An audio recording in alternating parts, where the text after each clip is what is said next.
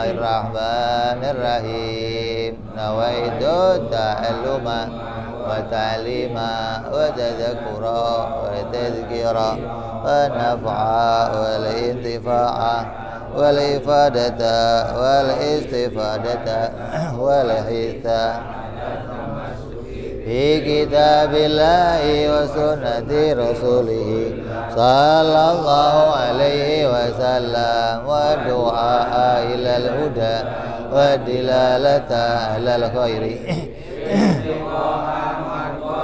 wa qurbihi wa thawabihi wa husnil ma'al lutfi wal afiyah wa salahil akibah.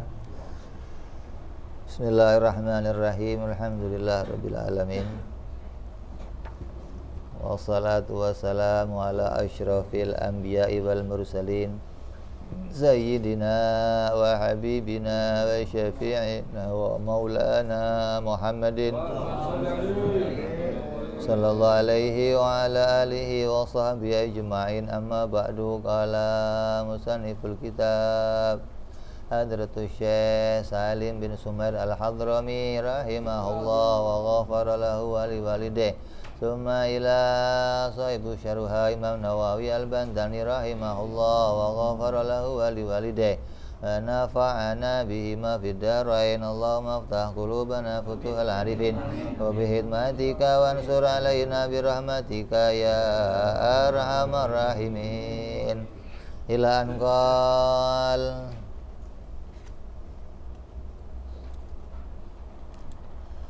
sampai rukun iman yang ke-5. Wa khamisuha an tu'mina biyaumil akhir, yaitu iman kepada adanya hari akhir. Apa yang harus kita lakukan tentang mengimani hari akhir? Bi an tusaddiqa bi wujudihi, dengan engkau membenarkan akan terjadinya hari akhir. Di antara keimanan kita pada hari akhir, membenarkan bahwa hari akhir itu pasti akan terjadi. Pasti enggak? Wajib enggak? Wajibnya wajib apa? Wajib aridhi, artinya karena telah diberitakan oleh Allah maka akal mengatakan itu perkaranya wajib atau pasti akan terjadi. Wa bi jami'i ma ishtamala alaihi, dan termasuk pula mengimani membenarkan apa-apa yang tercakup atau kejadian apapun yang akan terjadi di dalam hari akhir atau setelah peristiwa hari kiamat. Di hari kiamat itu enggak hanya murni hari kiamatnya saja, tapi peristiwa yang ada di dalamnya pun harus diimani atau dibenarkan. Apa yang ada di dalamnya? Kal hasyari wal hisabi wal jazai wal jannati wan nar. Seperti adanya padang mahsyar, akan digiring semua manusia ke padang mahsyar. Terus manusia akan dihisab, manusia akan melewati jembatan Sirat, akan ada surga neraka. Ini juga termasuk yang harus kita imani dari bagian keimanan pada hari akhir. Sumia bidzalika, dinamakan hari akhir, li'annahu la laila ba'dahu wala naharo. Kenapa disebut hari akhir? Karena tidak ada lagi hari setelahnya. Hari itu apa? Hari itu apa? Pergantian siang malam, itu namanya hari.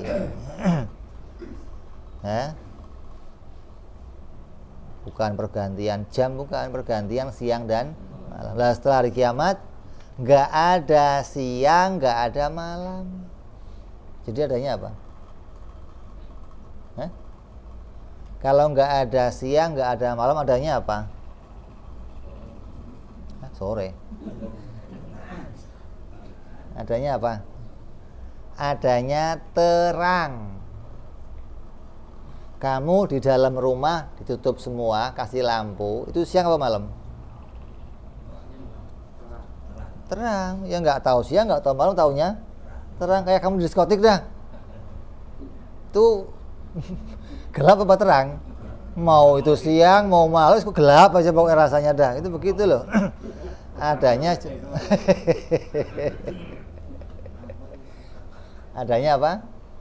Terang. Nah, terang yang terjadi di akhirat itu sebenar-benarnya terang.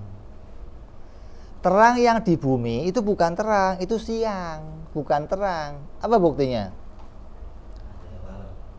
Ada yang gelap di waktu siang, ada yang gelap. Mana yang gelap? Hah? Dalam lemari kamu gelap, bawah meja kamu gelap. Berarti sinar matahari nggak sanggup menyinari itu, begitu loh. Lah nanti waktu terang itu mau bawah kolong ya terang, mau dalam lemari ya terang, itu nggak ada tempat gelap, nggak ada. Itu namanya terang adanya gitu loh.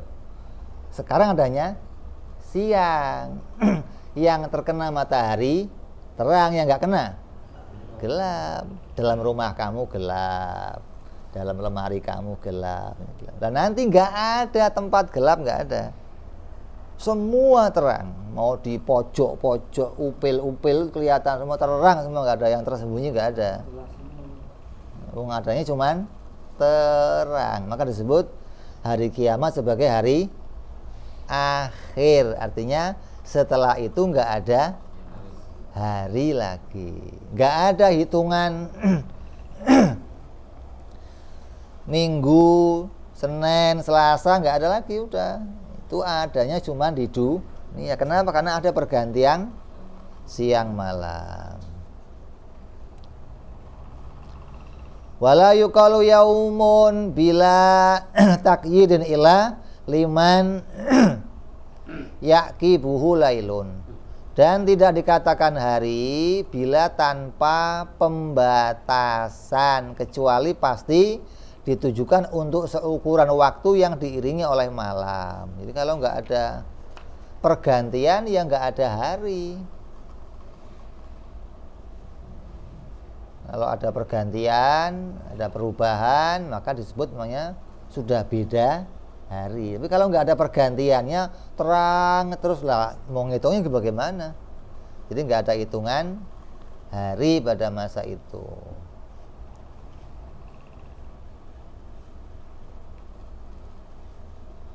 Auli anahu akhirul awqatil mahdudatin ay ajiru ayyamid dunya falaisa ba'dahu yaumun akhar. Atau karena sesungguhnya itu adalah terakhirnya dari waktu-waktu yang terbatasi. Adanya tahun, bulan, minggu, kan terbatas.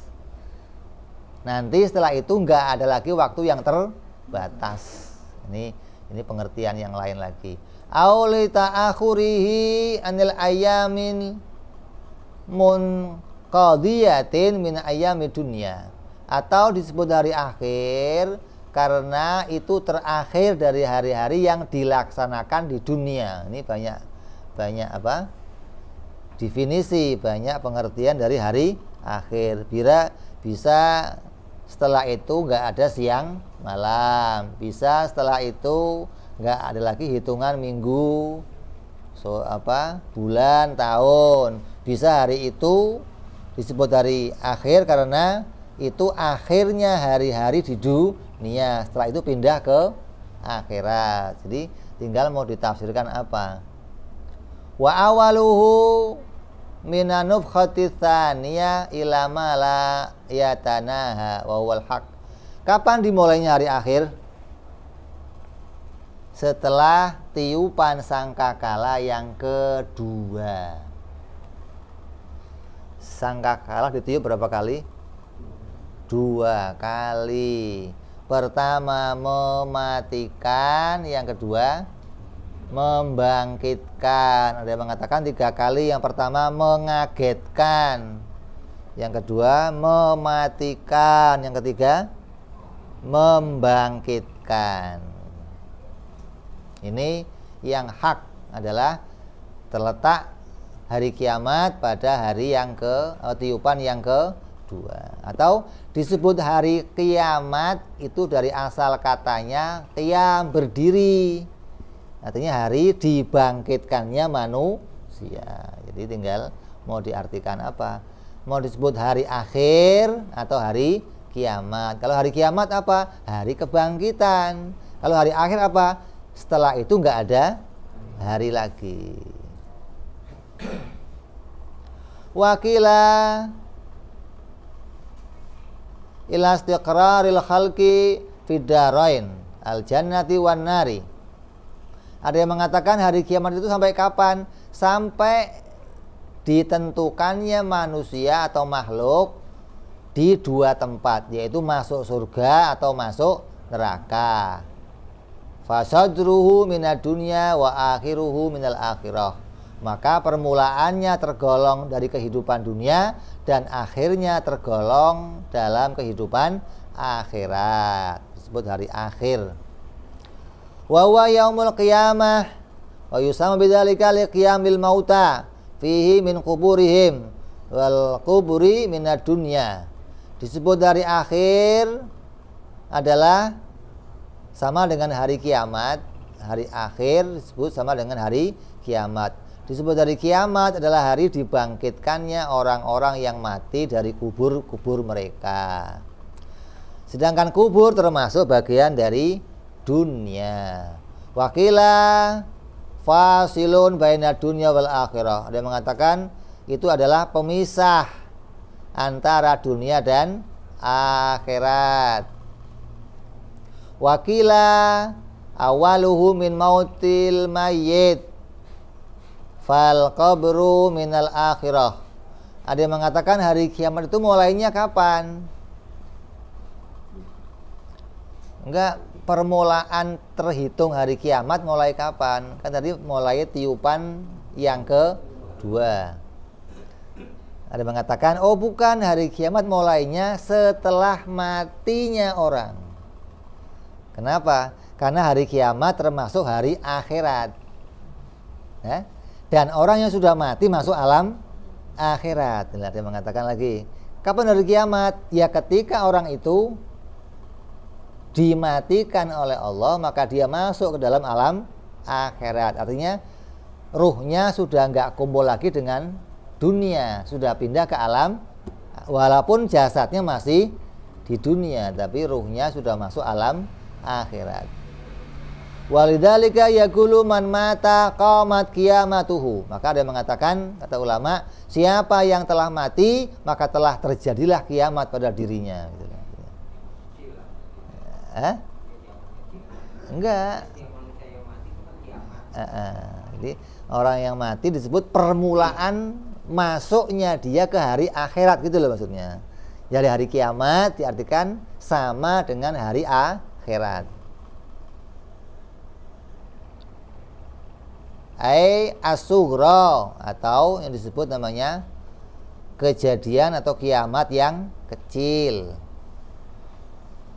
Kalau yang besarnya kapan? Ya ketika nanti semuanya dimasukkan bersama-sama ke alam akhirat atau dibangkitkannya dari alam kubur.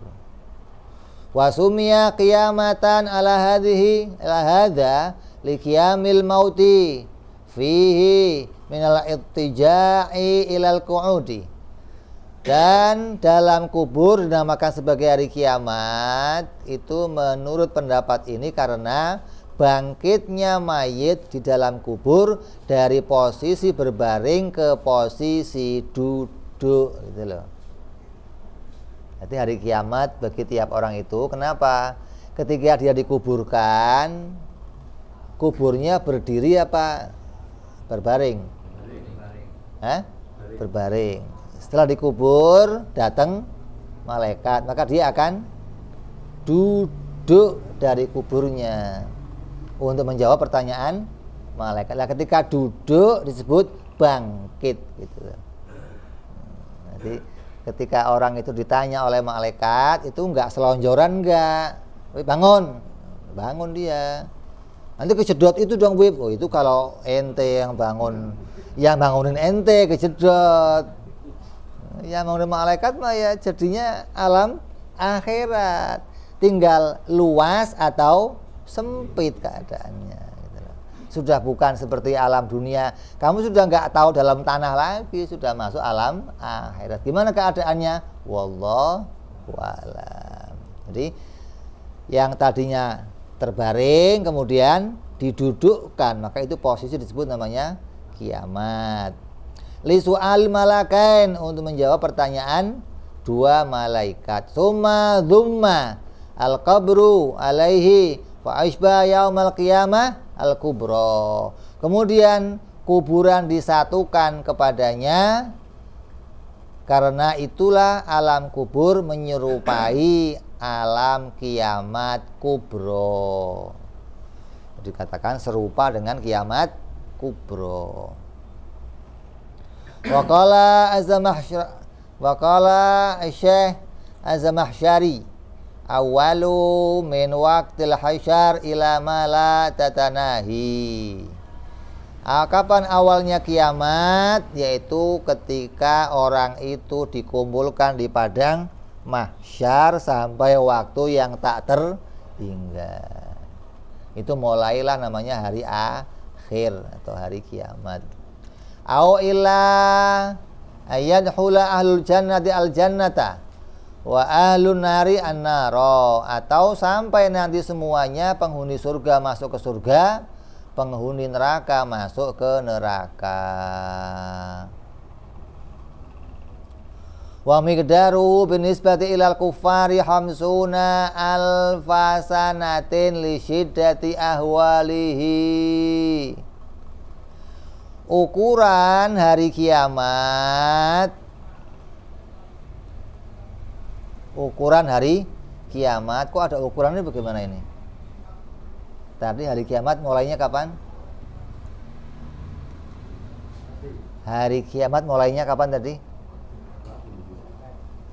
Bisa tiupan yang kedua. Sampai kapan? Sampai masuknya orang itu ke surga dan ke neraka. Lah setelah masuk surga neraka gimana? Ya sudah, selamanya nggak ada hitungan lagi. Lah kita mau hitung dari mulai dihitung kiamat sampai masuk ke surga atau masuk ke neraka. Ini waktunya 50.000 tahun bagi orang kafir. Jadi orang kafir itu akan mengalami nanti di dunia baru 2000 tahun ente. Ini udah capeknya minta ampun. Disebut dunia sudah tua. Baru 2000 tahun dibilang udah sepuh. Nanti kamu begitu dibangkitkan dari kubur, ini ambil yang paling gampang aja, bangkit dari kubur sampai masuk neraka, itu mengalami kejadian ada dikumpulkan, dihisab, disidang lewat jembatan Sirat. Lamanya itu waktu 50.000 tahun bagi orang kafir. Kenapa? Karena dahsyatnya teror-teror yang akan diberikan malaikat kepada mereka semuanya. Itu terornya begitu berat nanti. Wawa akhafu min salatin maktubatin fi dunya binisbati ilal mu'mini sholeh. Kalau bagi mukmin yang soleh, waktunya seberapa? Seperti sholat 2 rakaat di dunia. Insyaallah. Allahumma ja'alna minhum. Dari mulai tiupan sampai kamu dimasukkan surga, neraka, dikatakan seperti orang yang sholat 2 rakaat di dunia. Bagi orang mukmin yang soleh, artinya nggak merasakan waktu yang lama, nggak merasakan waktu yang teror yang pedih, keadaan yang perih, nggak ada. Wa yatawassatu ala usatil mu'minin, dan kadar yang pertengahan bagi para pendurhaka yang beriman. Kalau yang punya maksiat, maka ya antara sholat 2 rakaat dan 50 tahun itu. Artinya tergantung teror apa, fitnah apa yang akan kita jumpai di sana nanti. Di padang mahsyar fitnahnya apa, di tempat hisab fitnahnya apa, di jembatan sirat fitnahnya apa. Maka fitnah yang macam-macam membuat tambah lama perjalanan menuju surga. Bagi yang mukmin, yang soleh, maka Allah langsungkan dia masuk ke dalam surganya Allah. Allahumma ja'alna minhum. Wa qila yaumul qiyamati fi khamsuna mautinan kullu mautin alfa sanah. Dikatakan oleh satu pendapat hari kiamat terdapat 50 tempat persinggahan. Coba. Haltenya ada, dan setiap persinggahan 1000 tahun. Jadi berapa?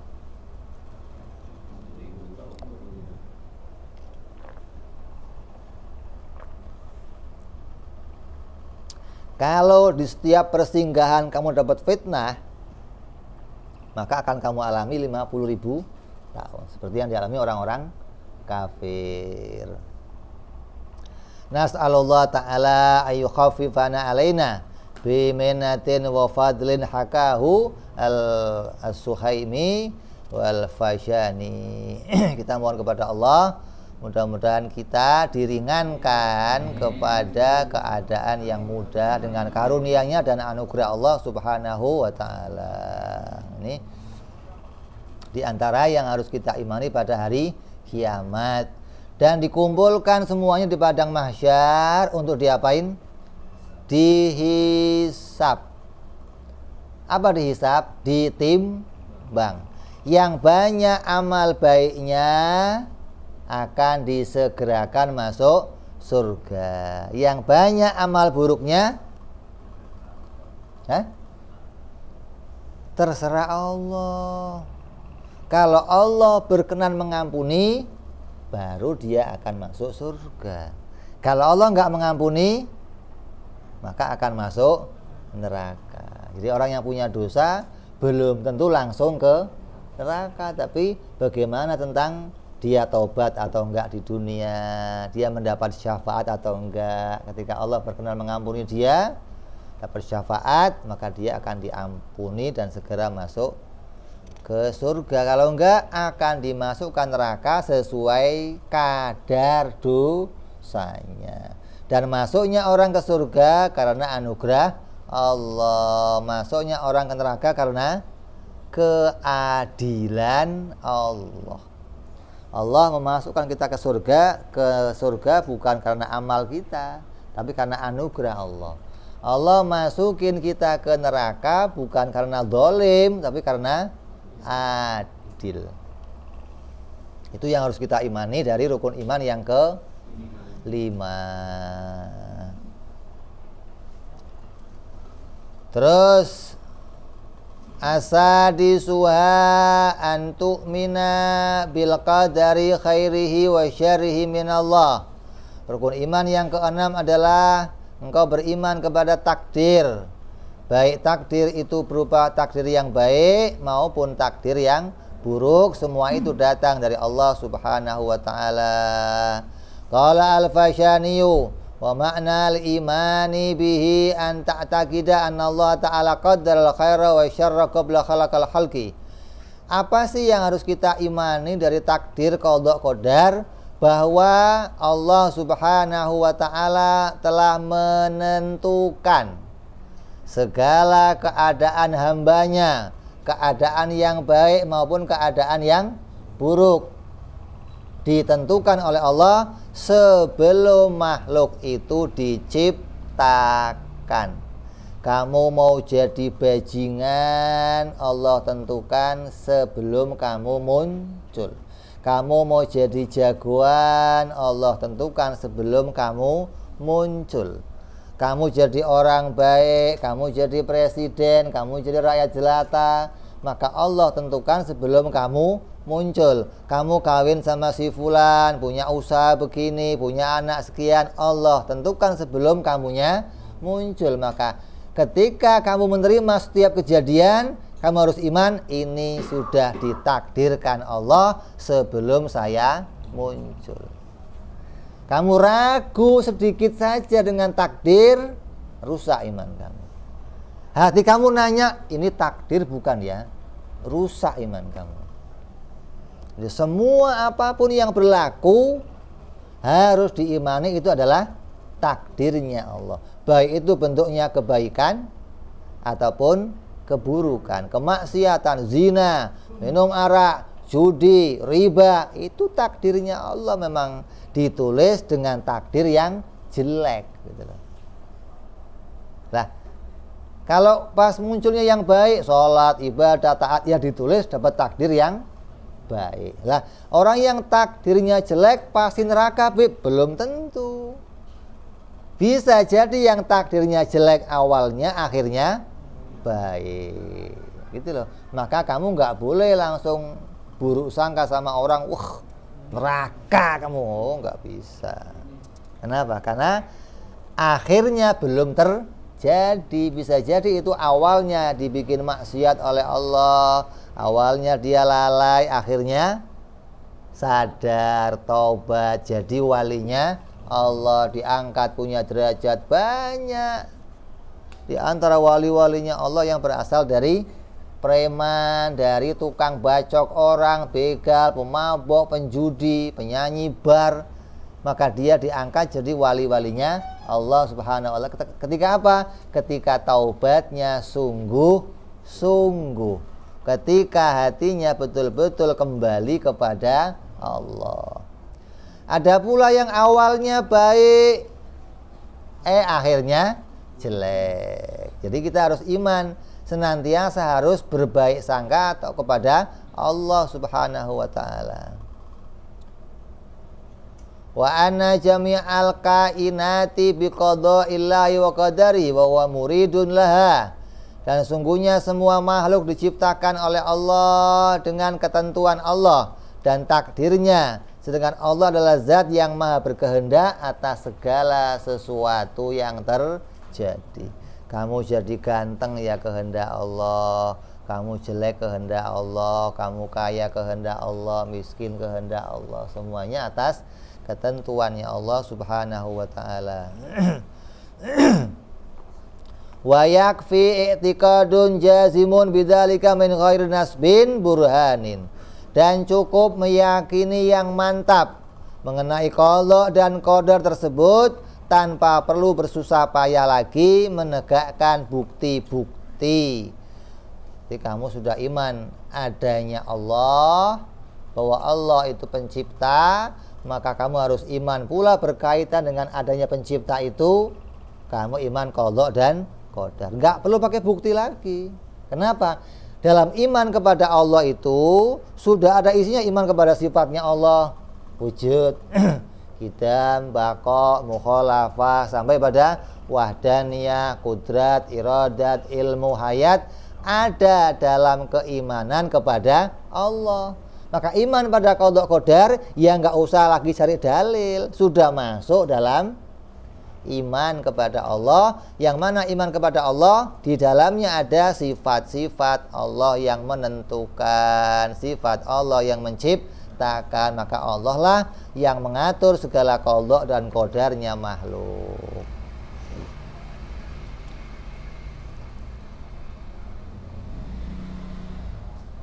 Wa qala an Sayyidu Abdullah Al-Marghani, wal imanu bil qadari wa tasdiqu bi anna ma kana ma yakunu bi takdirin ma yakul li syai'in kun fayakun khairan aw syarran naf'an aw dharran huluwan aw murran. Beriman kepada takdir, katalah Habib Abdullah, adalah membenarkan bahwa perkara yang telah terjadi dan sesuatu yang akan terjadi itu dengan sebab takdirnya Allah Subhanahu wa ta'ala. Maka kamu jangan sampai tertipu sama orang-orang yang ngomong, kalau saya mau bisa saja ini terjadi. Ini sering orang ngomong nih, kalau gua mau nih, ini bisa aja gua obrak-abrik semua nih. Kalau gua mau nih, gua bisa aja pergi haji bolak-balik setahun 10 kali. Kalau gua mau nih, gua bisa aja kawin 17 kali. Itu bohong. Bukan kalau saya mau, tapi kalau Allah mau, itu pasti terjadi. Itu mestinya. Bukan kalau saya mau. Orang yang ngomong begitu, pasti dia lagi lalai pada takdirnya Allah Subhanahu wa ta'ala. Maka kalau kita ngomong, omongan kita itu selalu harus dibarengi dengan apa? Insya Allah. Ini kalau lu gua tampar nih, insya Allah rumah sakit. Nah begitu. Bukan pasti rumah sakit, bukan. Nah orang yang lalai, lu milih mana? Penjara apa? Kuburan? Rumah sakit. Pasti enggak? Pasti bohong lah. Kalau insya Allah benar, karena yang menentukan segalanya adalah Allah Subhanahu wa ta'ala. Maka apabila Allah menghendaki terjadi sesuatu, maka akan jadilah sesuatu yang Allah kehendaki, baik itu berupa keburukan, berupa kebaikan, manfaat, bahaya, manis ataupun pahit, itu dimunculkan oleh Allah Subhanahu wa ta'ala. Jangan dikira, oh kalau Nabi mah dapatnya yang manis-manis terus. Kata siapa? Ya, Nabi yang mengalami yang pahit. Kadang laparnya hingga berhari-hari. Kadang mengalami fitnah yang luar biasa. Ketika peperangan dilempar giginya pecah, ketika dakwah dilemparin kakinya berdarah. Itu terjadi pada Nabi yang pahit-pahit begitu. Enggak terus, oh Nabi mah enak manis-manis terus. Kata siapa? Manis itu, kenikmatan itu nanti adanya di dunia sama. Yang pahit ya diterima, yang manis diterima, musibah diterima, ujian diterima, kenikmatan diterima, itu di dunia. Maka qala Nabi sallallahu alaihi wasallam, kullu syai'in biqada'in wa qadarin hatta al-ajzi wal kais. Segala sesuatu itu ada pada qada dan qadarnya Allah, hingga pada kejadian lemahnya seseorang dan cerdasnya seseorang. Qala Nabi sallallahu alaihi wasallam, la yu'minu abdun billahi hatta yu'mina bil qadari khairihi wa syarrihi, rawahu Tirmidzi. Tidaklah disebut orang itu beriman kepada Allah hingga ia beriman kepada adanya takdir yang baik dan takdir yang buruk. Fa ma'nahu wala syarrun yutaqarrabu bihi ilaika. Wa amma hadisul muslim fi du'ail iftitah wa syarru laisa ilaika. Adapun hadis Imam Muslim tentang doa iftitah dan keburukan tidaklah berpulang kepadamu ya Allah, itu fa ma'nahu wala syarrun yutaqarrabu bihi ilaika. Bahwa maksudnya, dan tidaklah keburukan itu dapat dijadikan media untuk mendekatkan diri kepadamu ya Allah. Jadi enggak ada kemaksiatan untuk jalan mendekatkan diri kepada Allah, enggak ada. Itu kebohongan. Kalau ada sekte-sekte yang apa? Sekte bajingan, sekte apa itu? Yang isinya ajarannya apa? Menyimpang, yang mengatakan ini untuk jalan mendekatkan diri kepada Allah. Wiridnya sambil telanjang umpamanya. Oh, ini mendekatkan diri kepada nggak ada kemaksiatan untuk mendekat kepada Allah, nggak ada. Wa maknahu aula yudhafu ilallahi ta'adduban, atau keburukan tidak boleh disandarkan kepada Allah karena sebuah tata krama untuk mengucapkan. Kalau yang baik-baik datang dari Allah, yang jelek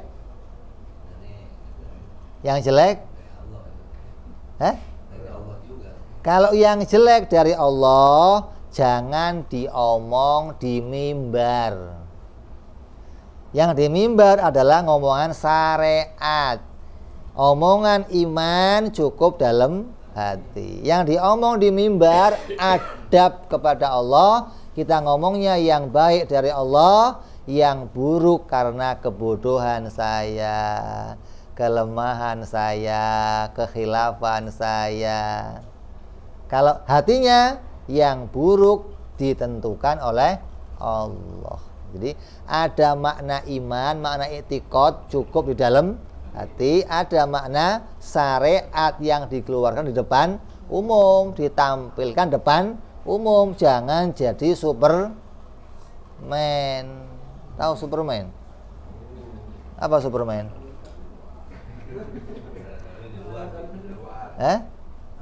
Celana dalamnya ditaruh di, artinya yang harusnya disimpan ditampilkan. Ini nggak benar gitu loh. Yang harus kamu simpan ya kamu simpan, nggak usah ditampilkan. Yang kamu tampilkan ya syariat yang perlu ditampilkan. Udah sholat, udah. Bisa sholat, bisa. Ini dohirnya, hatinya iman kepada Allah. Saya sholat takdirnya Allah, ibadah takdir. Nggak usah diomong. Kalau Allah nulis saya sholat ya sholat aja, nggak usah diomong itu. Itu makna i'tiqad, makna iman gitu loh.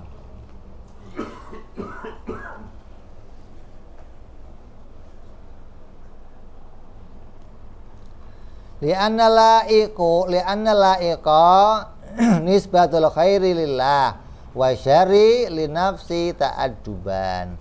Nah, sungguhnya hal yang layak dihubungkan kepada Allah itu adalah kebaikan, dan keburukan dihubungkan kepada pribadinya masing-masing sebagai tata krama. Tapi kalau orang Wahabi, orang Mu'tazil, Mujassim mengatakan yang baik dari saya, yang buruk dari saya, gitu loh. Atau yang baik dari Allah, yang buruk dari saya. Betul-betul Allah tidak pernah menciptakan keburukan. Maka itu bukan ahli sunnah yang mengikuti paham Imam Abu Hasan Al-Asy'ari rahimahullah. Qala Allah Ta'ala ma asabaka min hasanatin fa min Allah, ai ijadan wa khalqan. Apa saja nikmat yang kamu peroleh adalah datang dari Allah. Ayat ini, yakni maksudnya perwujudannya dan penciptaannya dari Allah. Wa ma asabaka min sayyi'atin fa min nafsik. Dan apa-apa bencana yang menimpamu maka dari kesalahan dirimu sendiri. Maknanya ai kasban la khalqan. Maksudnya adalah usaha pribadimu, bukan penciptaan. Kalau kebaikan yang kamu peroleh, usahanya, penciptaannya dari Allah. Yang buruk-buruk, usahanya ada pada kamu, penciptaannya ada pada Allah Subhanahu wa Ta'ala. Jadi maksudnya gimana? Berbuat buruk itu perbuatan yang ada pada kita, yang diciptakan oleh Allah. Hanya berbarengan sama kita juga dikasih kemauan untuk melakukan keburukan. Lah, keburukan itu enggak diperintah oleh Allah, maka nggak boleh kamu letakkan kepada Allah, karena Allah nggak merintah itu, tapi menciptakannya pada diri kamu. Ini jadi perdebatan yang lama dalam makna i'tiqadnya Ahlussunnah wal Jamaah. Kalau kamu mau tahu panjang lebar, ada dalam pelajaran ilmu tauhid, bagaimana membahas antara manusia itu tidak punya hasil apapun dalam perbuatannya, bahwa semua hasil yang muncul hanyalah hasil yang diciptakan oleh Allah Subhanahu wa taala. Kama fasarahu qalu ta'ala wa ma asabakum min musibatin fa bima kasabat aydikum. Maka ayat tadi ditafsirkan dengan ayat yang lain yang bunyinya, dan apa-apa musibah yang menimpamu adalah disebabkan oleh perbuatan usahamu sendiri. Ente kebanjiran, maka dikatakan oh itu usaha kamu. Kenapa? Ada orang-orang yang kemudian usahanya motongin pohon di hutan-hutan. Ini usaha. Jadinya kejadian ya Allah yang menciptakan. Li'anal Qur'an yufassaru ba'duhu bi ba'din. Karena Al-Qur'an itu ada ayat yang tafsirannya itu menggunakan ayat yang lain. Wa amma qaulu ta'ala qul kullun min indillah. Adapun firman Allah dalam ayat yang lain surat An-Nisa, Allah berfirman, semuanya katakanlah wahai Muhammad, semuanya datang dari sisi Allah. Ai faruju'u lil haqiqah. Ini makna hakikat. Semuanya dari Allah itu makna hakikat, cukup disimpan dalam hati. Makna syariatnya ya omong yang baik dari Allah. Kenapa? Karena Allah perintahkan. Yang buruk dari saya karena Allah enggak perintahkan. Tapi secara hakikat kita ini majbur secara hakikat. Secara syariat kita ini punya ikhtiar, punya pilihan. Jangan dibalik. Kalau secara zahir kita itu majbur, enggak punya pilihan, jadinya kamu jabariyah, menolak perintah, suruh makan 2 piring makannya. Kira suruh sholat, oh nggak perlu sholat. Allah nggak usah perintah-perintah. Allah nggak perlu merintah-merintah sholat. Kenapa? Kalau Allah mau masukin saya ke surga, masuk aja ke surga. Ngapain pakai sholat-sholat segala? Namanya apa itu? Jabariyah. Wandur ila adabil Khidir alaihi salatu wassalam haitsu qala fa aradaka rabbuka ayablugha asyaddahuma wa qala fa aradtu an a'inaha. Dan perhatikanlah tata krama ucapan Nabi Khidir alaihi salam. Apa kata Nabi Khidir? Dalam Al-Quran dikatakan dalam surat Kahfi, ini ceritain tentang perjalanan beliau bareng sama Nabi Musa alaihissalam. Beliau mengatakan, maka Tuhanmu menghendaki agar supaya mereka sampai kedewasaannya. Faqala, maka beliau mengatakan, dan aku bertujuan merusak bahtera. Ini ada perbedaan redaksi kalimat. Dan aku bertujuan. Kalau sandarannya pada Allah dan Allah menghendaki atau menentukan. Beda kalau saya berkeinginan. Kalau Allah menentukan, gitu loh. Ini adab yang baik yang diajarkan kepada kita. Kalau mau meletakkan pekerjaan saya, maka isinya saya berkeinginan atau berharap agar ini terjadi. Kalau Allah Allah menentukan ini pasti terjadi. Ini ada dua keadaan bahwa kita ini walaupun punya amal, punya pekerjaan, tapi isinya hanya berusaha, jadinya Allah yang menjadikan. Saya ingin zina, saya ingin minum arak, saya ingin riba. Itu inginnya saya, jadinya Allah yang bikin, gitu loh. Inginnya ada pada saya. Lah, kalau inginnya itu ada pada saya dan jadinya pun dari saya, namanya apa? Qadariyah. Kelompok yang mengatakan bahwa makhluk bisa menimbulkan hasil dari perbuatan dirinya yang tidak diciptakan oleh Allah. Kita enggak mengimani yang demikian. Wa ta'ammal qaula Ibrahim al-Khalilullah alaihi salatu wassalam, dan renungkanlah perkataan Nabiullah Ibrahim alaihi salam yang beliau mengatakan alladzi khalaqani fa huwa yahdin walladzi huwa yud'imuni wa yaskin wa idza maridtu fa huwa yashfin.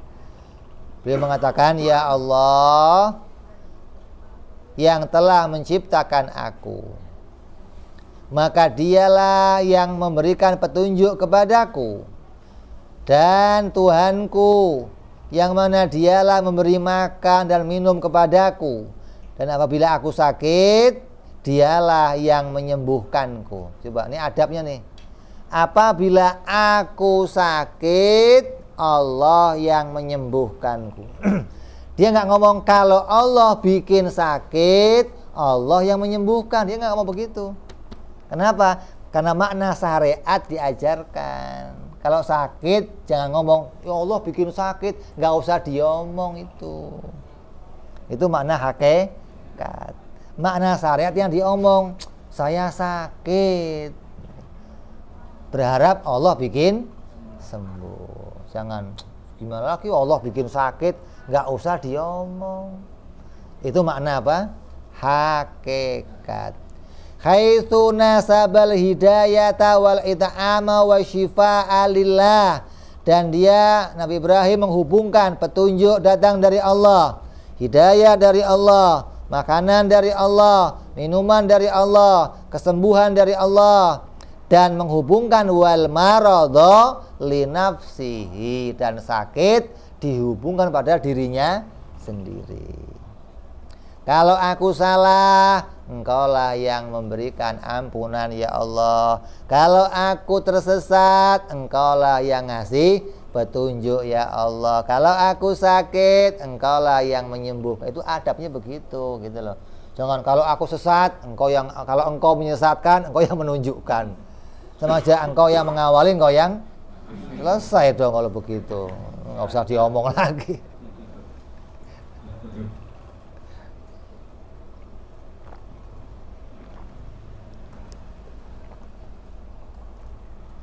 Itu makna apa? Hakikat. Falam yagul amradhani ta'adduban minhu alaihi salatu wassalam. Maka beliau tidak mengatakan Allah telah memberiku sakit dan Allah pula yang akan menyembuhkanku. Ini enggak begitu ngomongannya. Kenapa?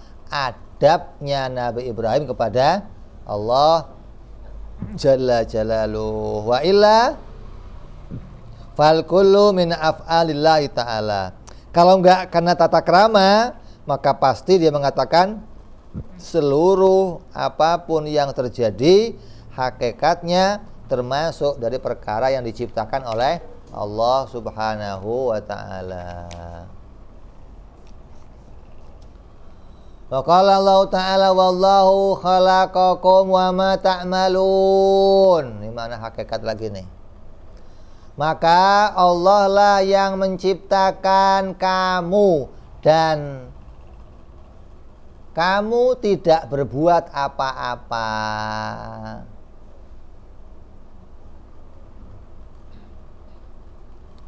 Ini maknanya maknanya harus dimaknai sebagaimana maknanya ahli sunnah. Wallahu khalaqakum wa ma ta'malun. Ma yang ada pada kalimat ini itu maknanya adalah nafi, maknanya tidak, bukan maknanya itu syek, bukan. Di sini nggak perlu diartikan syek. Kalau diartikan syek jadinya nanti seperti pengertiannya Mu'tazilah. Allah menciptakan kamu dan kebalik maknanya Allah menciptakan kamu dan apa-apa yang kamu perbuat. Jangan diartikan maknanya nafi. Kalau maknanya nafi jadinya Allah menciptakan kamu dan tidak yang kamu lakukan, gitu loh. Gitu nih. Allah menciptakan diri kamu tapi tidak menciptakan yang kamu lakukan. Kalau kita yang ngertiin, Allah menciptakan kamu dan apa-apapun yang kamu, coba nih, ayatnya sama, satu ayat ditafsirkan dua kelompok, satu jadinya Mu'tazilah, Qadariyah, satu jadinya Ahlus Sunnah. Ayatnya sama, hanya cara memahaminya salah hingga menghasilkan paham yang salah. Ai min khairin wa syarrin, ikhtiyariyin wa itirariyin. Maknanya berupa kebaikan ataupun keburukan, berupa kemauan sendiri yang terpaksa ataupun yang atas kemauan sendiri. Walaisal abdi ila mujarradan al-maili halatal ikhtiyar, dan tidaklah bagi seorang hamba selain hanya sebatas kecenderungan pada situasi pilihan atas kemauannya. Hamba itu ya hanya bisanya usaha milih atau punya potensi untuk memilih, potensi untuk bekerja. Adapun kerjanya, hasil kerjanya diciptakan oleh Allah.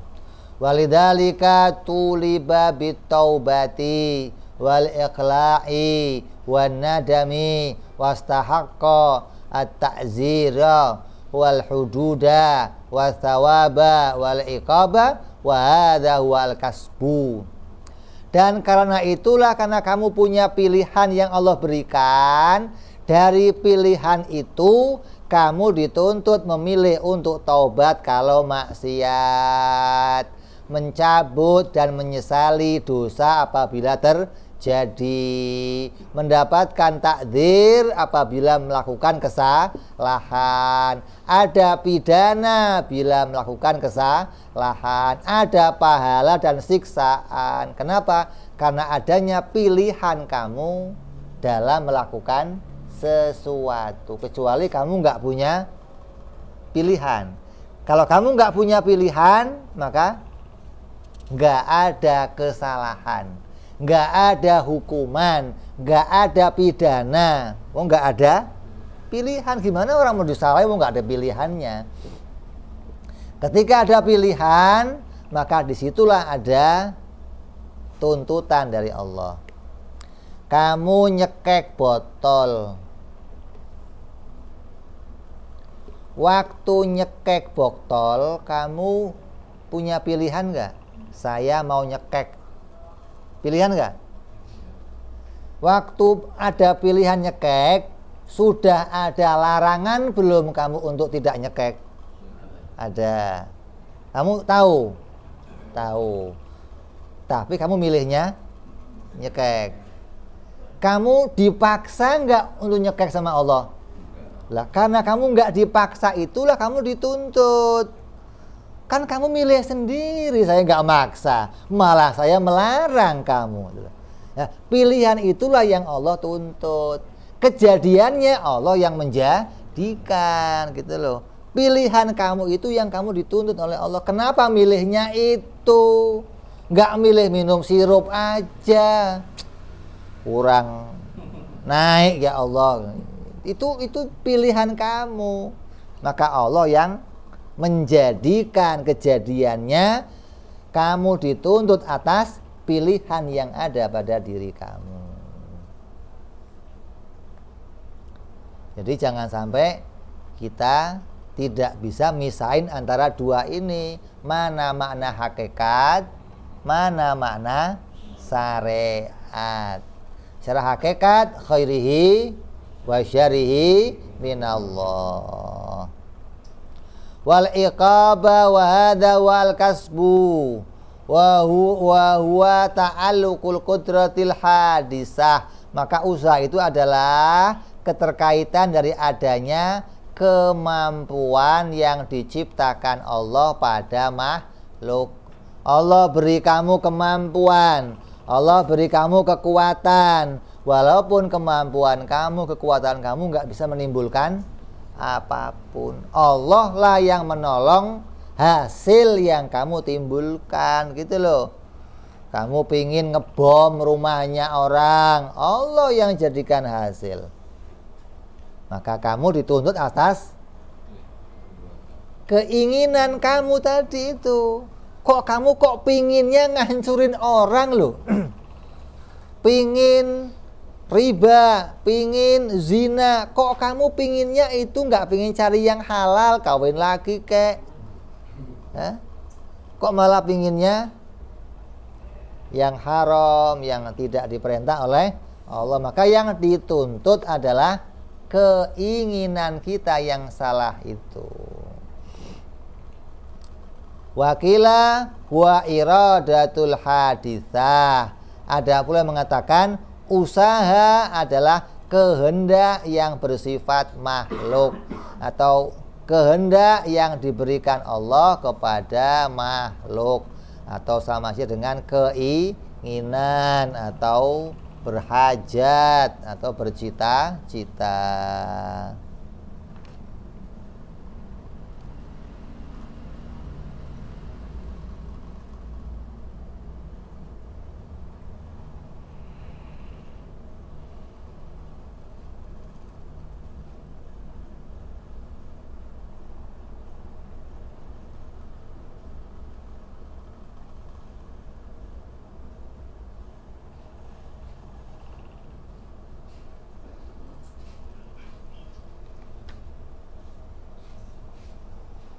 Ini selesai kita bahas perkara rukun iman, yang mana wajib kita ketahui apa saja isinya, dan juga rukun Islam yang mana dimulai oleh musonif untuk membuka kitab ini. Insyaallah kita akan sambung pada perjumpaan yang akan datang, masuk pada bab-bab yang berikutnya. Wallahu a'lam bishawab. Wa ila hadratin nabi.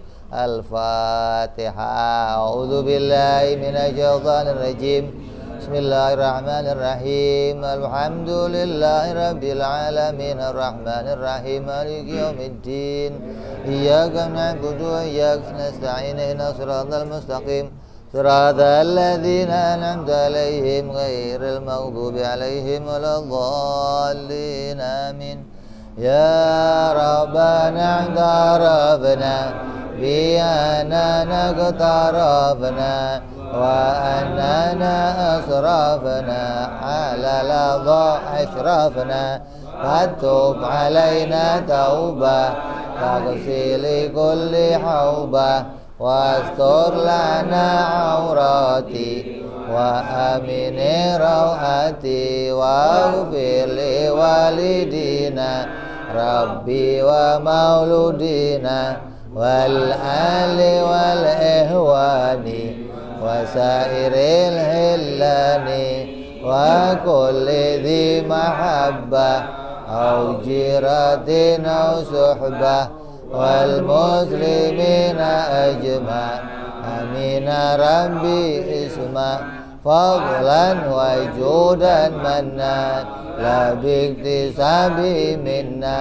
بالمصطفى رسولي نهضى بكل سولي صلى وسلم ربي عليه عند الحب وآله وصحبه عدد طاسي صحبي والحمد للإله في البدء والتناهي Subhana rabbika rabbil izzati amma yasifun. Salamun alal mursalin walhamdulillahi rabbil alamin. Assalamualaikum warahmatullahi wabarakatuh.